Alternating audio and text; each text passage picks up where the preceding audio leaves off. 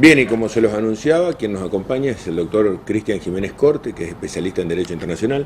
¿Cómo te va? Buenas noches, el gusto de que nos acompañes. Bueno, muchísimas gracias por la invitación. No, al contrario. El desafío es este. Surge a veces en una charla que los temas que son a veces demasiado lejanos o que trascienden a nivel mundial no nos son propios. Y en realidad es una falacia porque, digamos, cuando se habla de líderes mundiales se está hablando de los presidentes de las potencias del mundo, de las principales, que por un momento estuvieron en Buenos Aires, es decir, durante 48 horas en un G20 que, a juicio de quienes lo organizaron, tuvo un saldo más que favorable. Entre ellas lo dijo la propia presidenta del FMI, del Fondo Monetario Internacional, Christine Lagarde, que, digamos, no es gente que está acostumbrada a regalar elogios. Exacto. En primer lugar, es muy claro lo que decías vos. Si bien hace un tiempo atrás uno podía establecer una clarísima distinción entre lo que es el ambiente, el ámbito nacional y lo que es el ámbito internacional, hoy día ya esa distinción se hace muy difusa. Prácticamente todos los problemas, los grandes problemas internacionales tienen una repercusión directa, pero no en las grandes políticas nacionales, sino tal vez en nuestra vida común y ordinaria. Es decir, por ejemplo, los préstamos del Fondo Monetario Internacional están permitiendo que el país trate de seguir adelante buscando alguna solución, por ejemplo. O las regulaciones internacionales, por ejemplo, bancarias, a nosotros nos permiten ir a otro país de vacaciones y sacar dinero, digamos, de un cajero automático o tomar un avión y estar regulados. O sea, a ver, podemos coincidir en un concepto. Sí. A través de los medios de comunicación y las nuevas tecnologías, el mundo es más chiquito. Definitivamente, el mundo se ha achicado muchísimo, como es, digamos, un lugar común decir, pero a su vez, todas las políticas internacionales y los tratados internacionales que estos líderes discuten, ya no son más como algo lejano al ciudadano común, sino que tienen el efecto en nosotros en nuestro día a día. Ya te digo.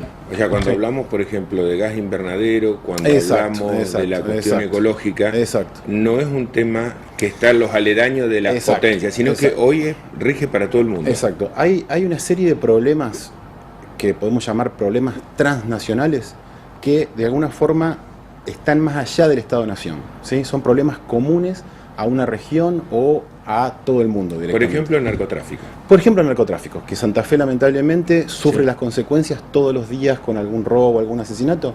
El narcotráfico es un problema esencialmente transnacional, es decir, los productores están en otro país, los consumidores están en un segundo país al quienes le venden, los pagos del modo se hacen internacional.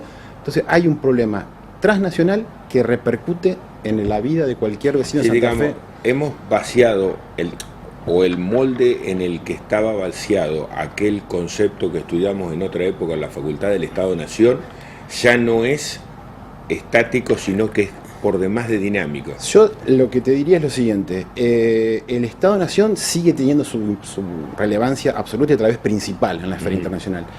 El problema es que las políticas y las leyes del Estado-Nación están diseñadas para resolver problemas nacionales, ¿sí?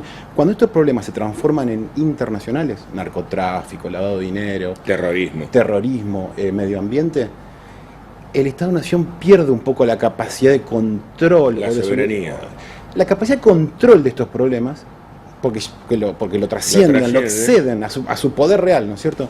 Y ahí es donde tiene que empezar a dialogar, a cooperar con otros países para tratar de lograr una solución común a estos problemas que lo trascienden. Bueno, el G20 nace como una necesidad para encontrar respuestas a problemas que empezaron hace mucho más de 20 años y que de alguna manera la reunión de todos los líderes, porque mucha gente se pregunta, ¿y el limpio qué sale de todo esto? Salen muchas cosas, porque atrás de cada líder hay un montón de gente que está trabajando sobre acuerdos de comercio, ecológicos, de seguridad informática.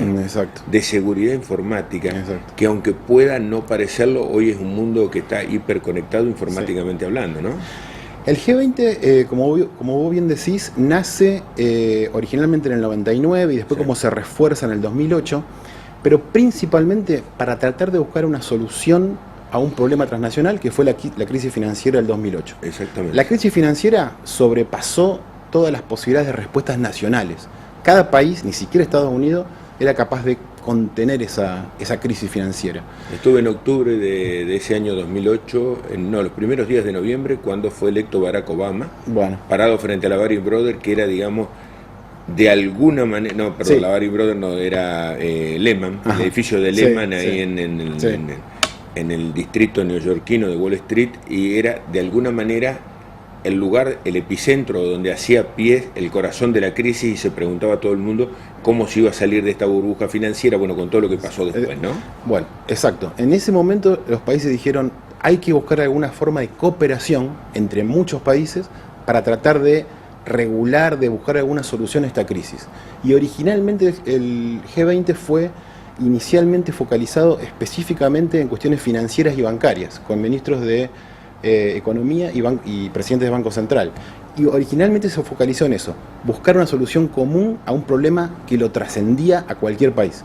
Y luego se fue ampliando a otros temas que hemos visto. Al punto que hoy 19 presidentes del extranjero hacen pie en la Argentina durante 48 horas o más para tratar de discutir estas cuestiones, ¿no? Y viene el 80% del liderazgo mundial, porque cada uno en lo suyo, por decirlo de alguna manera, los recursos de gas que tiene Rusia son únicos, la potencia que es China y Estados Unidos no se puede discutir, ese tren o la locomotora que conduce a Europa, que es Alemania y Francia, junto con Gran Bretaña, más allá del problema del Brexit, tampoco, y estuvieron todos juntos. Exacto. También me parece que es importante lo siguiente, existen organismos internacionales que podrían o deberían tratar de resolver estas funciones. Estoy pensando en las Naciones Unidas, Fondo Monetario Internacional, Banco Mundial, pero vos fíjate que, sin embargo, no han sido capaces de resolver estos problemas y los países ven la necesidad de crear un nuevo foro. Por ejemplo, el G20, el G7, la cumbre de presidentes. Entonces, esto te marca un poco de nuevo la idea que estábamos hablando antes. Problemas transnacionales, los estados nacionales no son suficientes para resolverlos, las instituciones internacionales tradicionales como las Naciones Unidas, el Fondo Monetario, aparentemente tampoco.